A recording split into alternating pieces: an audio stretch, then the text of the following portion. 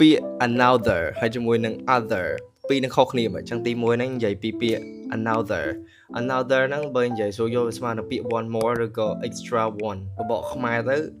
មួយទៀតប៉ុន្តែអត់ដដែលហ្នឹងឧទាហរណ៍ can I get another coffee បកខ្មែរសុំមួយកែវទៀតបានអត់សុំកាហ្វេមួយកែវទៀតឧទាហរណ៍មួយទៀត I want another chance បកខ្មែរទៅសុំឱកាសម្ដងទៀតឱកាសហ្នឹងដដែលមកចូលមកដល់ពាក្យ other ម្ដងតែពាក្យ other ហ្នឹងគឺសំដៅដល់របស់ផ្សេងមិនអាហ្នឹងទេ different ឬក៏ not this one ឧទាហរណ៍ where are the other keys បកប្រែទៅណាសោមួយទៀតគឺសោផ្សេងហ្មងឧទាហរណ៍ some people left early other people stay បកប្រែទៅអ្នកខ្លះគេទៅអស់ហើយប៉ុន្តែមានអ្នកផ្សេងទៀតគឺនៅអញ្ចឹងសរុបរួមមក another ស្មើនឹង one more ឬក៏ extra one ដល់ពេល other ស្មើ different one អញ្ចឹងគេខំថាអាចយល់បានហើយបាទអ្នកគេចង់បានសៀវភៅមូលដ្ឋានគ្រឹះភាសាអង់គ្លេសមានបកប្រែខ្មែរ